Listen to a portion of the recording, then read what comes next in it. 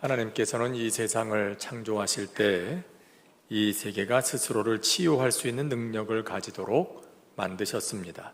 예를 들어 우리 몸만 봐도 그렇죠.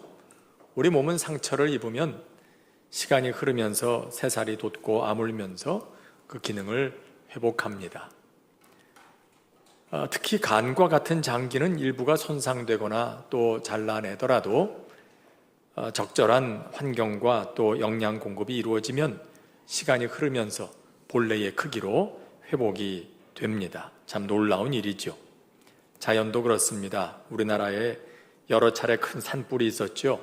2005년에는 양양에, 2017년에는 속리산에, 2019년에는 고성에 산불이 나서 엄청난 면적이 불에 타 없어지는 그런 손실을 겪었습니다. 하지만 시간이 지나면서 그 땅에는 다시 나무들이 자라기 시작했고, 심지어는 이전에 없던 그런 종의 나무들까지 자라나면서 더 다양한 그런 종들이 숲을 더 풍성하게 만들기도 했습니다. 심지어는 인류 역사상 최악의 참사라고 기록되는 체르노빌 원전 폭발 사고도 그렇습니다. 1986년 원전이 폭발하면서 일어났던 그 사고로 히로시마 원폭에 자그마치 400배가 넘는 방사능이 쏟아져 나왔습니다. 그 사고로 수만 명의 사람들이 목숨을 잃었고 지금도 그 후유증으로 고통을 받고 있습니다. 땅은 완전히 망가져 버렸습니다. 황폐한 땅이 되어버렸습니다. 반경 30km 안에는 누구도 출입할 수 없게 됐고 그 땅은 더 이상 아무도 살지 못하는 죽음의 땅이 되고 말았습니다. 그런데 놀랍게도 시간이 흐르면서 방사능 수치가 점차 낮아지면서 오늘날에는 도리어 그 지역의 생태계가 회복되고 또 복원되고 있다는 소식을 듣습니다. 사람이 살지 않는 그곳에 서식지를 잃어버렸던 동물들이 다시 찾아오기 시작했고 심지어 멸종 위기에 처했던 종들도 종의 회복이 이루어지고 있다고 합니다. 사라졌던 습지도 또 없어졌던 숲도 그 규모가 매우 늘어났습니다. 사람들이 있을 때보다 더 다양한 생태계가 만들어지고 있는 거죠. 사람의 실수로 자연이 훼손됐지만 하나님께서 만드신 자연은 스스로 그 상처를 치유하고 회복하고 있는 겁니다. 하나님의 창조 질서죠. 그런데 여기서 우리가 주목할 것이 있습니다. 가만히 놔두어도 자연은 스스로를 치유할 수 있는 능력이 있겠지만은 적절한 개입은 그런 치유와 회복을 앞당길 수 있다는 겁니다. 우리 몸의 상처도 소독하고 감염되지 않도록 보호하면 치료가 더 빨라지지 않습니까? 산불이 난 지역도 불을 끄고 다시 나무를 심는 노력을 하면 산림의 회복이 빨라지게 되죠. 이와 같은 개입은 상처의 회복과 치유를 앞당기게 됩니다. 이런 하나님의 창조의 질서에서도 볼 수 있듯이 성경은 하나님이 어떤 분이신지를 우리에게 이렇게 알려줍니다. 하나님은 치유하시고 회복하시는 분이시라는 겁니다. 오늘의 말씀이 바로 그렇습니다. 오늘 말씀은 하나님께서 에스겔에게 보여주신 환상에 대한 얘기죠. 그 내용은 이렇습니다. 에스겔이 보니까 성전 문지방에서 물이 흘러나옵니다. 그 흘러가는 물을 따라가면서 보니까 처음에는 시냇물처럼 졸졸 흐르던 물이 점점 그 물의 양이 많아지면서 그 발목에 차고 무릎에 차고 허리에 차고 그러더니 이제는 사람의 키를 훌쩍 뛰어넘는 그런 큰 강이 되더라는 겁니다. 그리고 그 물이 흘러가는 곳을 보니까 동쪽으로 흘러가고 있는데 그곳은 아라바 황무지입니다. 그것은 아무것도 살 수 없는 곳이죠. 죽음의 땅이죠. 그런데 그곳으로 물이 흘러 들어가니까 그 땅에 다시 생명력이 솟아나게 되고 나무가 자라기 시작하고 그 나무가 열매를 맺는 걸 봅니다. 또 그 물이 바다로 흘러가니까 오염되어서 아무것도 살 수 없었던 그 바닷물이 살아나기 시작합니다. 그 바다에 다시 물고기들이 살기 시작합니다. 아무것도 없어서 떠날 수밖에 없었던 사람들이 다시 그곳으로 돌아와서 마을을 이루기 시작합니다. 에스겔은 이 환상을 봅니다. 자, 그렇다면 하나님께서는 이 환상을 통해서 에스겔에게 뭘 말씀하려 하시는 걸까요? 먼저는 이스라엘의 회복에 대한 약속을 주시는 겁니다. 에스겔은 이스라엘이 바벨론의 침략을 당해서 완전히 망하고 백성들이 포로로 끌려가던 바로 그때에 선지자의 활동을 했던 사람입니다. 이스라엘은 망했습니다. 역사에서 사라져버렸습니다. 그리고 두 번 다시는 그 땅에 나라가 세워질 수는 없을 것만 같습니다. 그런데 하나님 말씀하시는 것이죠. 아니라는 겁니다. 내가 봤느냐? 지금 완전히 죽어서 황폐해진 땅에 다시 나무들이 자라나고 열매 맺는 걸 봤느냐? 오염되고 죽어서 아무것도 살지 못하던 바다에 다시 생명력이 약동하게 되는 걸 보았느냐? 내가 이 땅에 그렇게 할 것이다 말씀하시는 거예요. 완전히 죽어서 뿌리 뽑힌 나무처럼 이제는 더 이상 생명력이 없어 보이는 이스라엘 민족인데, 그 나라인데 다시 하나님께서 그 나라를 세우시고 회복하시겠다는 겁니다. 여러분, 그 말씀과 같이 하나님께서는 70년 뒤에 그 약속을 이루십니다. 바벨론이 페르시아에게 망하고 포로로 끌려갔던 사람들이 다시 풀려나서 고향으로 돌아옵니다. 이후에 그리스와 로마와 같은 나라에 차례로 정복당하면서 다시 주권을 잃었지만, 여러분도 아시다시피 이스라엘은 다시 독립국가를 이루고 오늘과 같이 살아가고 있습니다. 물론 오늘의 모습이 하나님께서 이스라엘을 다시 회복하신 그 뜻대로 잘 살아가고 있는 것인지에 대해서는 요즘 의심을 품게 만드는 일들이 많이 있기는 하지만 말입니다. 그런데 말씀은 단지 이스라엘의 회복만을 의미하는 건 아니죠. 이 말씀은 장차 참 성전 되신 예수님께서 오셔서 만물을 회복하실 그것을 미리 보여주고 있습니다. 또 더 나아가서 예수님께서 말씀하신 대로 성령님이 오셔서 죄로 죽었던 우리를 다시 살리시고 우리 안에 하나님의 형상을 온전히 회복하실 그때를 보여주고 있습니다. 성전에서 흘러나오는 물은 바로 그 성령님을 가리키고 있는 것입니다. 오늘 우리의 삶에도 회복이 필요한 부분들이 때로는 눈에 띌 때가 있습니다.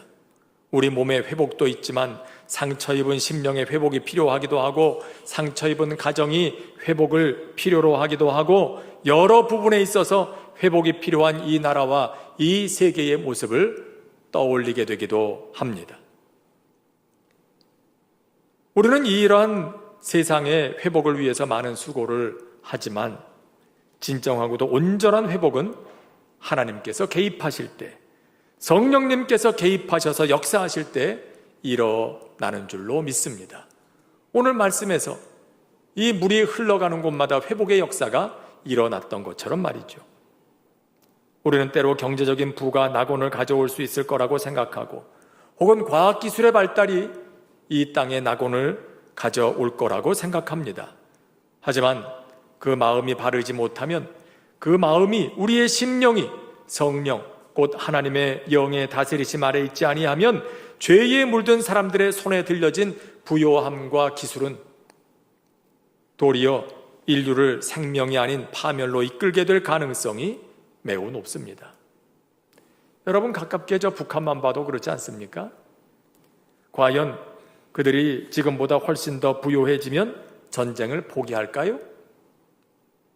그들의 기술력이 높아지게 되면 그들의 그 기술을 가지고 세계를 살리는 일에 기여하게 될까요? 아마도 아닐 것 같습니다. 지금의 그대로라면 그들의 심령이 변하지 않는 이상 부요함과 기술은 저들을 더욱 위험한 존재로 만들어갈 뿐일 것입니다. 여러분, 우리의 가정이 더 부요해지면 그만큼 더 행복해질 거라고 생각지 마십시오. 우리들의 자녀가 우수한 실력자만 되면 행복한 삶을 누리게 될 거라고 생각하지도 마십시오. 물론 기여하는 바가 분명히 있을 겁니다. 하지만 그보다 더 중요한 것은 우리의 마음, 우리 자녀들의 마음에 성령께서 임하시고 하나님께서 다스리시는 사람이 되는 겁니다. 그게 먼저입니다. 오늘의 말씀처럼 성전에서 흘러나오는 물이 흘러가는 심령이 되어야 하는 것입니다. 그리하면 단지 먹을 것과 입을 것과 마실 것만이 아니라 의와 평강과 희락이 넘치는 참으로 복된 인생, 복된 가정, 복된 세상이 되는 것입니다. 우리의 가정이 이런 복을 누리게 되기를 바랍니다. 우리의 자녀들이 이러한 복의 소유자가 되기를 바랍니다.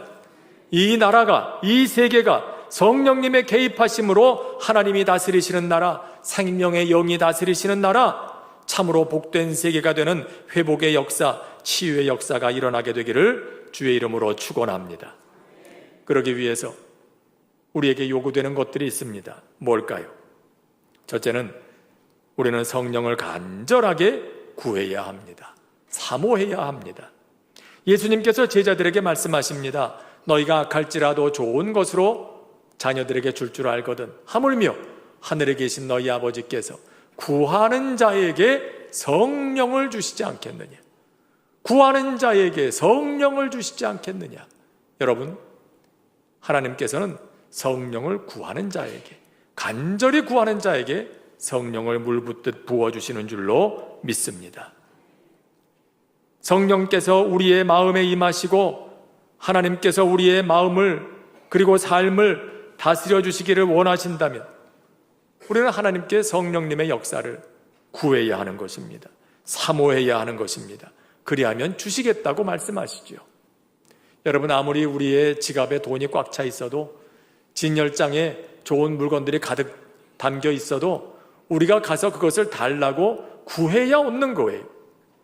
구하지 않고 쳐다만 보고 있다면 이건 다 그림의 떡에 불과한 거지요. 구하는 자가 얻는 것이에요. 성령님의 감동하심과 역사도 우리 안에 그렇게 일어나게 되는 것이에요. 간절한 마음으로 성령님의 도우심을 구할 때 그분의 손길이 우리의 삶 속에 임하게 됩니다. 둘째는 성령께서 거하실 거룩한 처소를 준비해야 합니다. 성령님은 거룩하신 하나님의 영이십니다. 성령님께서 내 삶에 개입하셔서 회복과 치유의 역사를 이루어 주시기를 기도하고 있다면 나의 심령이, 내 마음이, 나의 삶이 그 거룩한 영에 거하실 만한 거룩한 곳 성전과 같이 되도록 힘써야 합니다. 오늘 말씀을 보십시오. 이 물이 어디서부터 흘러나옵니까? 성전으로부터 흘러나오는 거예요. 성전이 되어야 성령의 강물이 흐르게 되는 것이죠. 이 땅에 천재지변이 났을 때 사람의 생명을 구하는 것도 중요하지만 그와 함께 또 하나 중요한 건 방역 작업입니다. 재난이 휩쓸고 지나간 지역은 자칫하면 여러 가지 것들로 오염돼서 전염병이 돌 수 있습니다. 그렇기 때문에 빨리 재난이 휩쓸고 지나간 자리에 여러 가지 오염될 만한 것들, 쓰레기들 혹은 죽은 짐승의 사체들 이런 것들 빨리 치우고 방역 작업하고 소독해 내야 합니다. 우리의 마음과 삶도 마찬가지입니다. 영적인 방역 작업이 필요한 거예요. 우리의 삶, 우리의 심령은 어떻습니까? 사실 우리의 삶도요, 재난이 휩쓸고 지나간 그런 자리와 같아요. 죄라고 하는 재난이 우리의 삶을 휩쓸고 지나갔습니다. 우리의 심령을 휩쓸고 지나갔습니다. 황폐하게 만들어버렸습니다. 그렇기 때문에 여기에도 방역 작업이 꼭 필요해요. 그대로 내버려두면 안 된다는 거예요. 죄라는 재난이 남겨둔 오염된 것들 그대로 방치해두면 우리의 삶은 결코 건강할 수가 없어요. 주님 말씀하시죠. 주검이 있는 곳에 독수리들이 모인다. 왜 독수리들이 난리를 치냐? 그럴 거 없어요. 주검이 있으니까 독수리들이 모이는 거죠. 독수리들을 쫓으려면 주검부터 치워야 됩니다. 혹시 내 마음에, 내 삶에 독수리들이 모일 만한 것들이 있다면 우리는 빨리 그런 것들을 치워버릴 필요가 있습니다.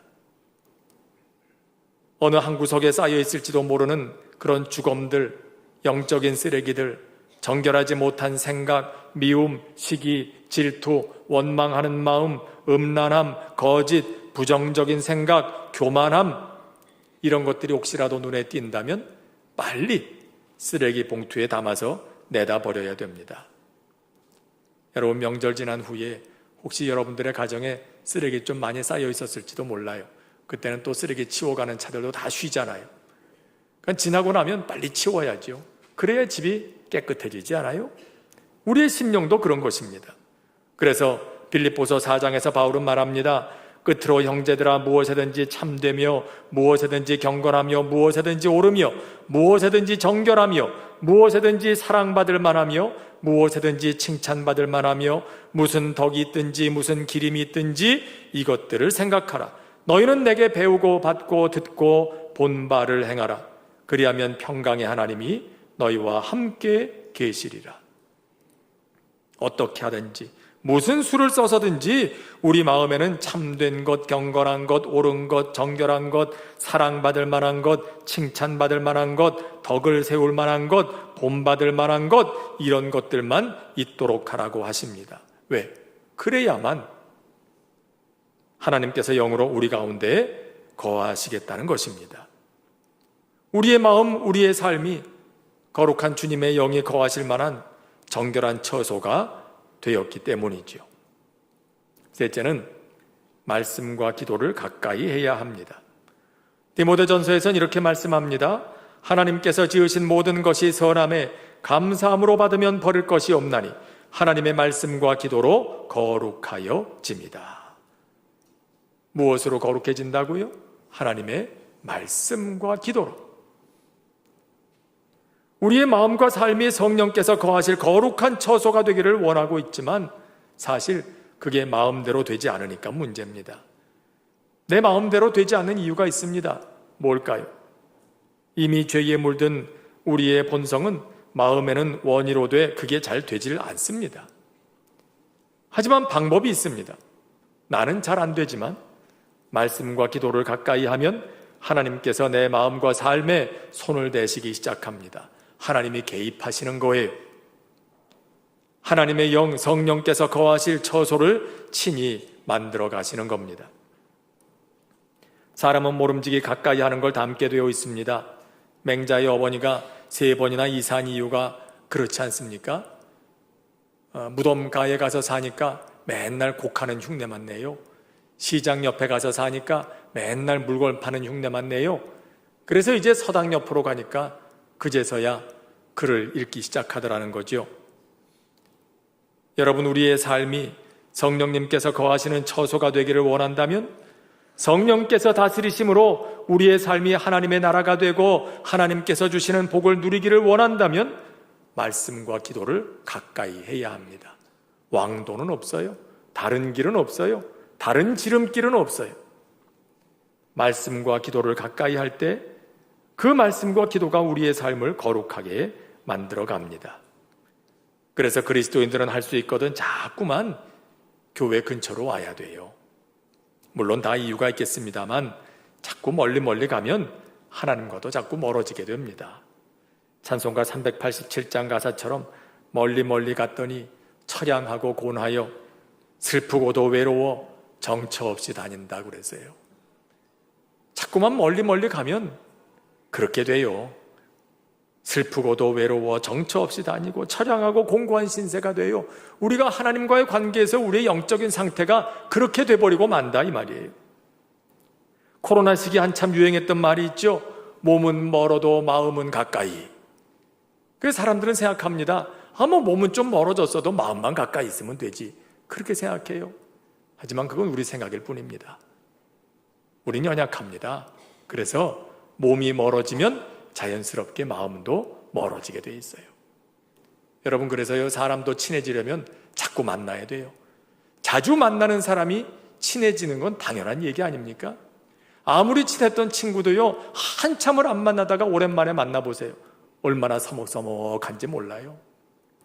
아무리 피를 나눈 한 가족이라 하더라도 평생을 안 만나고 살면은요, 옆집에 같이 사는 이웃만 못한 거예요. 이웃이 사촌이 되고 마는 거죠. 여러분, 그러니까 사람은요, 누구와 가까이 있는가, 얼마나 가까이 있는가, 이 물리적인 거리가 우리의 생각보다 굉장히 중요하다는 거예요. 그렇기 때문에 우리는 어떻게 하든지 자꾸만 가까이 올 기회를 만들어야 됩니다. 그렇게 해서라도 마음이 늘 성전과 함께 있고 기도와 함께 있고 말씀과 함께 있도록 해야 됩니다. 그리하면 어느새 내 마음이 거룩한 처소가 되고 성령님께서 거하시고 하나님께서 개입하셔서 치유하시고 회복하시고 마침내 하나님의 나라가 되는 것이죠. 하나님께서 태초부터 주시기 원하셨던 그 신령한 복이 우리의 삶에 풍성하게 임하게 되는 겁니다. 그리고 또 한 가지가 있다면 끝까지 인내하는 일입니다. 생명의 역사는 단시간에 이루어지지 않습니다. 아무리 의술이 발달했어도 아이는 10달이 차야 나오잖아요. 씨앗을 심고 아무리 마음이 급해도 거기에 해당하는 시간이 지나야 싹도 나고 줄기도 뻗고 잎이 나고 꽃이 피고 그리고 그 꽃이 떨어져야 그때 가서야 열매가 맺히지 않습니까?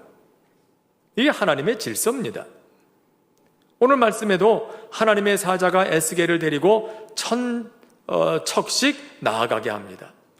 성경에서 한 척은요, 어른의 그 손가락 끝에서부터 팔꿈치까지의 길이를 얘기했어요. 그러니까 한 40cm에서 50cm 사이 되는 그 정도의 길이를 한 척이라고 그랬죠. 그러니까 이걸 줄잡아서 평균 한 45cm 정도 된다. 그렇게 계산해 보면은요, 1000척은 약 450m쯤 되겠죠. 그러니까 처음에는 450m를 갔다는 거예요. 그 다음에는 900m를 갔다는 겁니다. 그 다음엔 1350m를 갔다는 거예요. 약 1.4km가 되는 지점까지 이 하나님의 사자가 에스겔을 데리고 갔다. 근데 사실 이것은요, 단순히 정확하게 그 거리만큼만 갔다는 얘기가 아닙니다. 성경에서 1000척이라는 것, 이건 중요한 의미가 있어요. 10이라는 숫자가 3번 겹쳐진 숫자. 여러분 잘 아시다시피 성경에서는 10이라는 숫자, 3이라는 숫자 항상 의미가 좀 있죠.